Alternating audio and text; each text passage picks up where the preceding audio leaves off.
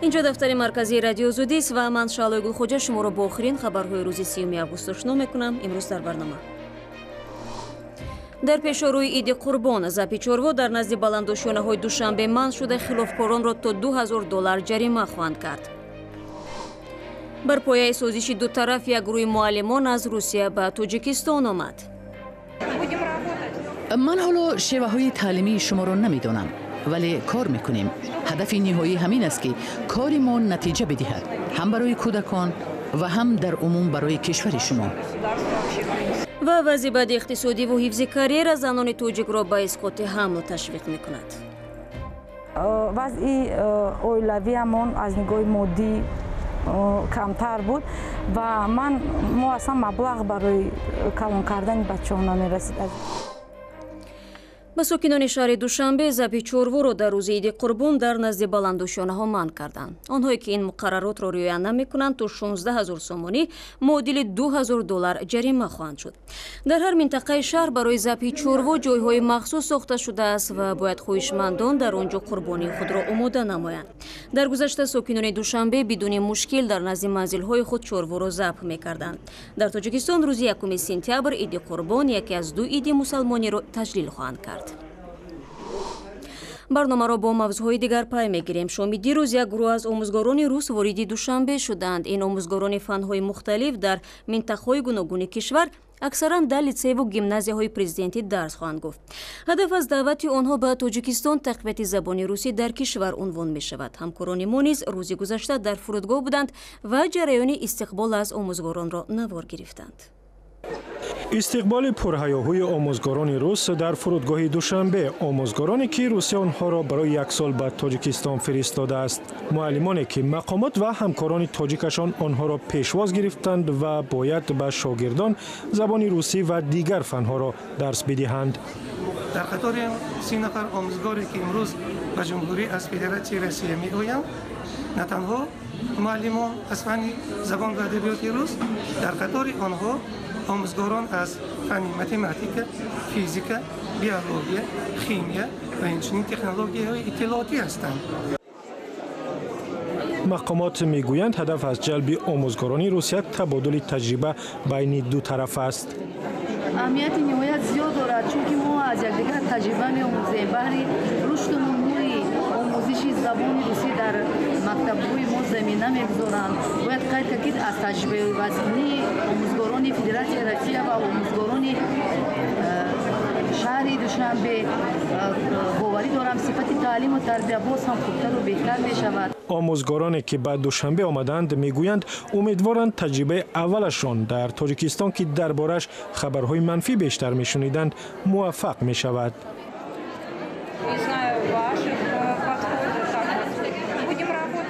من حالا شیوه های تعلیمی شما را نمیدانم ولی کار میکنیم.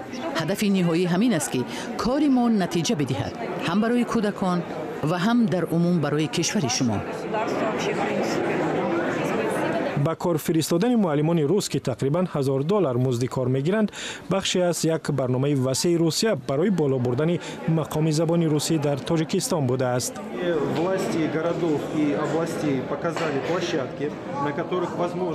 ما در 5 منطقه بودیم: در دوشنبه، کولاب، قرغان تپه، ترسونزاده و خوجند. در چند شهر کمیسیا بود و در آنجا مقامات میدانهای را نشان دادند که آنجا ممکن است برای 800 تا 1200 خواننده مکتب ساخت. مکتب‌ها بر اساس طرح‌های روسیه و موافق به شرایط تاجیکستان. مکتب‌هایی که با معلمان روس و کتاب‌های روسی تامین شوند. یعنی ما درباره طرح دوامدار و با نظرداشت همکاری‌های مشترک با تاجیکستان صحبت می‌کنیم.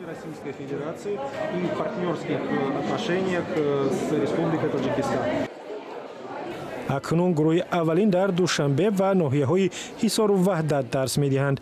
متخصصان تاجیک می‌گویند مزدی که به آموزگاران روس داده می‌شود اگر به معلمان تاجیک هم پیشنهاد کنند پشت درهای اداره معارف برای گرفتن چنین جای کار نوبتی دراز خواهد بود. ضمناً با نزدیک شدن شروع سال نو تحصیل، ثبت نام خوانندگان و به کار جلب کردن آموزگاران از موضوعهای مطرح در ایران شده است. ظاهراً مؤسسه‌های تعلیمی این کشور نمی‌خواهند فرزندان مهاجران غیرقانونی افغان را به تحصیل فرا بگیرند. در رابطه با این و هم مسئله نشر فهرست جنجال برانگیز مربوط به آموزگاری در ایران صحبت داشتم با همکارم رویا کریمی مجد از بخش فردای رادیوی آزادی. خانم روی خوش آمدید. و تا جای معلوم شد فعلا برای ثبت نام فرزندان پناهجویان افغان و مکاتب ایران مشکل پیش آمده است. سبب چیست؟ یکی از مهمترین مسائلی که در ثبت نام پناهجویان افغان، فرزندان پناهجویان افغان در مدارس ایرانی وجود داره این هستش که اونها برای ثبت نام حتما باید مدارک اقامت رسمی در ایران رو داشته باشن. نکته ای که به نظر میرسه بچه‌های زیادی از خانواده‌های افغان ندارن و در سالهای گذشته این مسئله برای اولین بار مطرح شد. NGO-های ایرانی، گروه‌های مدنی ایرانی فعالیت زیادی رو روی این موضوع آغاز کردن و حتی گروه‌هایی حاضر شدن که کلاس‌های درسی رو برای بچه‌های افغانی که مدارس رسمی ایران اونها رو قبول نمی‌کنن تشکیل بدن. اما حکومت جمهوری اسلامی به شدت با این آموزش‌های موازی مخالفت کرد و برخی از این مدارس رو حتی میشه گفت با خشونت در واقع تعطیل کردن و بخش عمده‌ای از بچه‌های مهاجر افغانی که فاقد مدارک اقامت هستن نتونستن تحصیل خودشون رو ادامه بدن. حالی حاضر چقدر پناهجویان افغان در ایران هستند و سالهای پیش هم به همین حد مشکل بود این مسئله؟ آمار رسمی که از پناهجویانی که دارای برگه اقامت هستند منتشر شده، آمار اونها رو چیز حدود 1,500,000 نفر نشون میده که بالاترین آمار پناهجویان در خاک ایران رو پناهجویان افغانی تشکیل میدن. اما مسئله زمانی شکل خیلی جدی تری به خودش میگیره که ما میدونیم بیش از 3 میلیون پناهجوی افغان در ایران زندگی میکنن، یعنی بیش از نیمی از این افراد فاقد مدارک اقامت هستن، با خانواده هاشون در ایران زندگی میکنن و بچه‌های اونها از تحصیل باز موندن. چند پیش در شبکه‌های اجتماعی یک فهرست پیدا شد که طبق آن گویا زنان پیرانسالو که فرزند نداشته و اونایی که نقص جسمانی دارن حق ندارن که در مکتب کار کنند. تا کجا این مقررات واقعیت دارد؟ واقعیتش اینه که این فهرست بر روی شبکه رسمی آموزش و پرورش قرار گرفت، اما اینطوری که مقامات آموزش پرورش میگن هیچ وقت به طور رسمی اعمال نشده و اجرا نشده. جزئیاتی که در این فهرست اومده جزئیات بسیار تکان دهنده و تبعیض‌آمیزیه، از زنان نابارور تا افرادی که حتی خال گوشتی بر روی صورتشون دارن ممنوع شدن از استخدام در آموزش و پرورش و ایفای نقش به عنوان معلم. جزئیات بسیار جزئی و بعضی اوقات غیر ضروری هست، از لکه‌های سالک بر روی صورت گرفته تا بیماری سر، اعتیاد به سیگار و قلیان و حتی فردی که لهجه غلیظی داشته باشه، به لهجه یکی از قومیت‌ها صحبت بکنه، اجازه ایفای نقش به عنوان معلم رو بهش ندادن. مطرح شدن این فهرست در شبکه‌های اجتماعی موج بسیار گسترده‌ای را ایجاد کرد در توییتر، فیسبوک و همینطور شبکه تلگرام که خیلی پر مخاطب هست در ایران، طوری که معاون حقوقی رئیس جمهور خانم شاهین دختر مولاوردی واکنش نشون داد و گفت حتما اون رو پیگیری میکنه و واقعا میشه گفت در کمترین زمان ممکن، یعنی در فاصله 3 روز، فهرست از روی وبسایت رسمی آموزش و پرورش برداشته شد و مقررات جدیدی که هیچ کدوم از این موارد در اونها لحاظ نشده بود بر روی این وبسایت به عنوان شرایط استخدام معلم اعلام شد. شکل پوره این صحبت رو شما میتوانید در وبسایت ما www.azadi.org و آزادی ویدیو یوتیوب پیدا کنید. برمیگردیم به تاجیکستان. مقامات تاجیکستان میگویند تعداد زنانی که اسقاط حمل میکنند به مراتب کمتر شده است. سبب این را طبیبان تاجیک در بالا رفتن آگاهی زنان و استفاده وسایل جلوگیری از حامله‌داری میدانند که به گفته آنها سال به سال رایج‌تر میشود. ولی بعضی متخصصان دیگر بر اینند که تو 40% زنان تاجیک اسقاط حمل را رسما ثبت نمیکنند و در شرایط خانه از حامله‌داری نخسته خلاص میشوند. سربیناز روح الله این موضوع را تحقیق کرد. таманнӯи 36 сола моҳи пеш барои бори ҳаштум ба бемористон рафт ва исқоти ҳамл кард. ӯ мегӯяд дар як ҷои хуб кор мекунад ва ба хотири ҳифзи ҷои кораш барои таваллуд омода нест. маоши шавҳараш барои таъмини рӯзгор намерасад. من 2 فرزند داشتم، البته هم پسر هم دختر و وضعی اویلویمون از نگاه مادی کمتر بود و ما اصلا مبلغ برای کلان کردن بچه ها نمیرسید از این زیاد. این زنی جوان میگوید وسایل پیشگیری از حامله‌داری به او کمک نمیکند و هر دفعه او مجبور است عملیات کند. با فراموش خاطری دچار کرد تا حال من نمیتوانم رقم و نام آدمان رو خوب به خاطر گیرم و همچنین تغییر هورمون ها در بدن بسیار مشاهده کردم که در نتیجه این تغییر هورمون ها به گرفتار بیماری ذوب شدم. исқоти ҳамл қатъи сунъии ҳомиладорӣ буда то давраи то 18-ҳафтаинаи ҷанин дар батни зан гузаронида мешавад. ба гуфтаи табибон тақрибан 60% занон пас аз исқоти ҳамл мушкили сиҳатӣ пайдо мекунанд. агар ки зан зиёд исқоти ҳамл кунад, инам ба организми зан яъне таъсир мерасонад, таъсири манфии худро мерасонад. яъне ҳангоми гузарондани исқоти ҳамл гарданаки бачадон метавонад ки осеб бинад ва таи 10 сол метавонад агар ки зиёд исқоти ҳамл кунад, яъне ба омоси гарданаки бачадон оварда мерасонад. дар тоҷикистон сехти ҷанинро иҷоза доданд. баъзеҳо мегӯянд зери фишори кору зиндагӣ занон маҷбуранд аз баҳри фарзанди оянда бигзаранд. бисёре мехоҳанд ки ба худ аз он кори интихоб кардааш боз мехоҳад болотар равад, яъне ба вазифаҳои баланд раванд. ин сабаб шуданаш мумкин аст. сабаби дигари оне ки шояд зиндагӣ аз ҷиҳати иқтисодӣ вазъи иқтисодияш на он қадар хуб бошад ва фарзанд ҳам дошта бошанд. инро фаҳмидан мумкин аст, шояд аз вазъи иқтисодӣ. рафтор нестин мекунем, бояд ки вай накунам ё пештарак фикр кунам ки ҳомиладор нашавам. вақте ки ҳомиладор шудам бояд ки таваллуд кунам.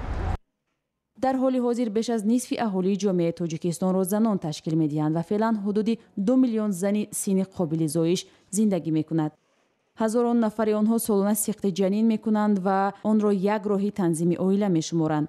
дар ним соли гузашта дар тоҷикистон наздик ба 14 000 исқоти ҳамл сабт шудааст ки дар муқоиса ба ним соли гузашта 2000 ҳолат камтар аст. ба таъкиди мутахассисон дар воқеъ теъдоди онҳое ки исқоти ҳамл мекунанд зиёданд ва тахминан 40% занон исқоти ҳамлро расман сабт намекунанд. табибон мегӯянд беҳтарин роҳи ҷилавгирӣ аз ҳомиладории нохоста истифода аз васоили пешгирӣ ва бордорӣ ба мисли рифола, доруҳо ва васоили дохили раҳмии зидди ҳомиладорӣ аст ки дар духтурхона ва ё шифохонаҳо дар тоҷикистон онро меёбед. мақомоти қирғизистон ҳамроҳ бо чанд кишвари дигар мин ҷумла тоҷикистон тасмим гирифтанд якҷоя барои ҳифзи паланги барфӣ талош намоянд. ин масъала дар як ҳамоиши вижа дар шаҳри бишкек матраҳ шуд. баври барфӣ ва ё паланги ширмол аз нодиртарин ҷонвар аст ки танҳо дар қаламрави 12 кишвари ҷаҳон зиндагӣ мекунад. дар тоҷикистон ҳудуди 300 паланги барфӣ сабт шудааст. чуночарои ин мавзӯъ дар гузориши навбатии мо. паланги барфӣ ҷонвари зебо ва аз оилаи гурбаҳост ки дар кӯҳҳои осиёи марказӣ зиндагӣ мекунад. ҳоли ҳозир саршумори палангҳои барфӣ хеле кам шудааст ва дар пешорӯи маҳвшавӣ қарор дорад. дар ин авохир ҷонварон шонсеро барои ояндаи равшан пайдо карданд. дар қирғизистон ҳамоиши байналмилалии ҳимоят аз палангҳои барфӣ баргузор шуд ки дар он намояндагони 12 кишвар ширкат доштанд. раис ҷумҳури қирғизистон Алмосбек Отамбоев аз палангҳои барфӣ ба унвони ҷонвари муқаддас барои мардуми қирғиз ном бурд. мо тавонистем дар мавриди роҳандозии як лоиҳаи байналмилалӣ барои ҳифзи палангҳои барфӣ ва муҳити онҳо ки бо ҳимояти молиявии бунёди глобалии зистмуҳитӣ амалӣ мешавад тавофуқ намоем. агар мо ба созиш бирасем, бунёди глобалии зистмуҳитӣ омода аст моро дастгирӣ кунад. тарҳи мазкур талошҳои ҳамаи 12 кишварҳоро ҷиҳати ҳифзи палангҳои барфӣ дар мавзеъҳои баландкӯҳ дар бар мегирад. ҳамоиши нахустини байналмилалӣ барои ҳифзи палангҳои барфӣ соли 2013 баргузор шуд. аз он вақт инҷониб қирғизистон тавонист маҳви саршумори ин ҷонваронро дар кишвараш боз дорад. ба гуфтаи Отамбоев, имсол аксбардор аввалин бор дар ҳудуди Чӯй палангҳои барфиро сабт кард ки қаблан дар ин қаламрав мушоҳида намешуд. бинобар кӯтоҳии вақт мо чанд гузориши дигар аз ҷумла марги ҳунарманди тоҷик дар чеченистон ва тӯфон дар Истанбулро фардо дар барнома пешниҳоди шумо хоҳем кард. хабарҳо ва видеоҳои бештарро дар вебсайти cwozodi.org ва дар саҳифаҳои вижаи мо дар ютубу шабакаҳои иҷтимоӣ пайгирӣ кунед. ташаккур барои ҳамроҳӣ ва худо нигаҳдори ҳар яки шумо.